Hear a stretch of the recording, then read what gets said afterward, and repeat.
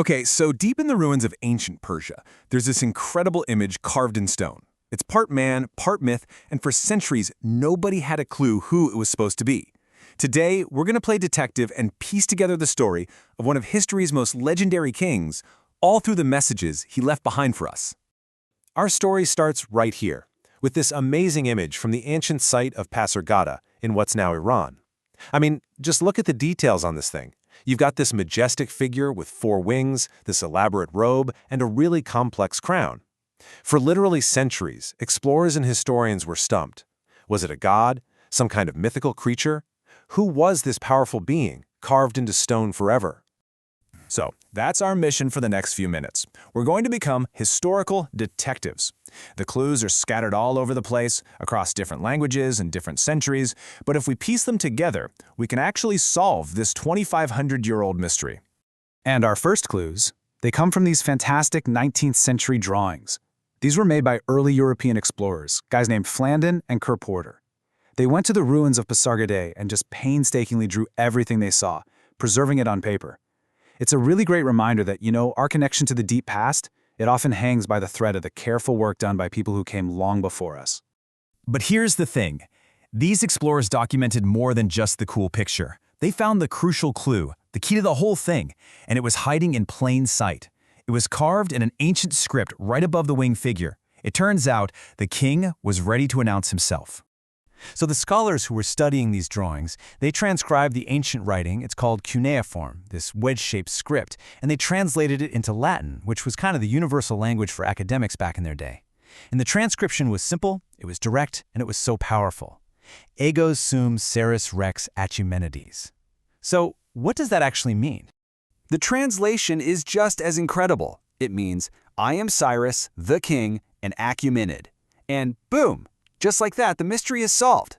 That winged figure wasn't some spirit or god. It was a representation of Cyrus the Great himself, the man who founded the enormous Persian Empire.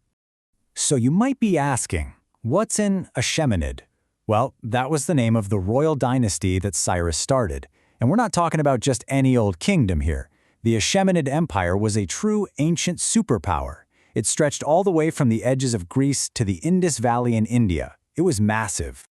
Okay, so now that we've identified our king, we can dig a little deeper into his legacy there at Pasargadae, which, it turns out, is also the site of his final resting place. And here it is. This is the tomb of Cyrus. Just look at the design. It's surprisingly simple, right? But it's also incredibly powerful and dignified. I mean, for an emperor who controlled a huge chunk of the known world, it's a remarkably humble monument. And maybe, just maybe, that tells us a little something about the man himself. And you know what's really cool? We even have historical accounts of the tomb from centuries later. When Alexander the Great conquered Persia, he visited this very site, and the Greek historian Arrian wrote down the inscription that was on it. It read, "O man, I am Cyrus, who founded the Persian Empire and was king of Asia. Grudge me not therefore this monument." Wow, it's like this poignant plea from a long-dead king just reaching across time. But Cyrus's legacy, it isn't just about conquest and power. What truly made him different, what really set him apart, was his revolutionary style of rule.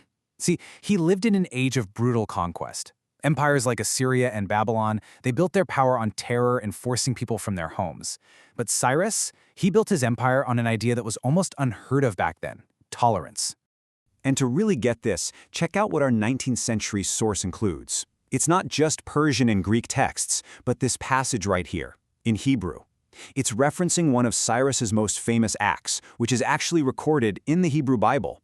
See, after he conquered Babylon, he freed the Jewish people who were exiled there, and he actually allowed them to go back to Jerusalem to rebuild their temple. This was an absolutely stunning act of statesmanship and cultural respect for the time, a total game changer.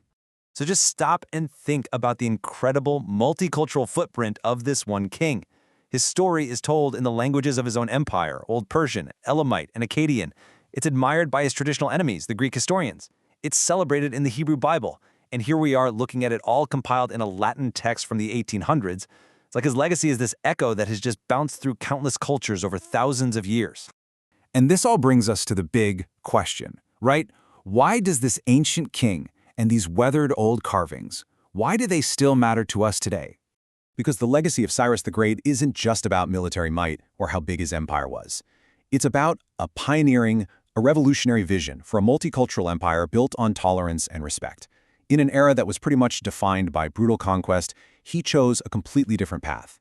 So these inscriptions, they're not just monuments to power. They are testaments to a more humane idea of what an empire could be. And that's an idea that still resonates thousands of years later. Cyrus left his legacy for us, carved in stone, a message of identity, of power, and, surprisingly, of tolerance that has managed to last for millennia. It really makes you stop and think, doesn't it? What message will our own civilization leave behind for future generations to find?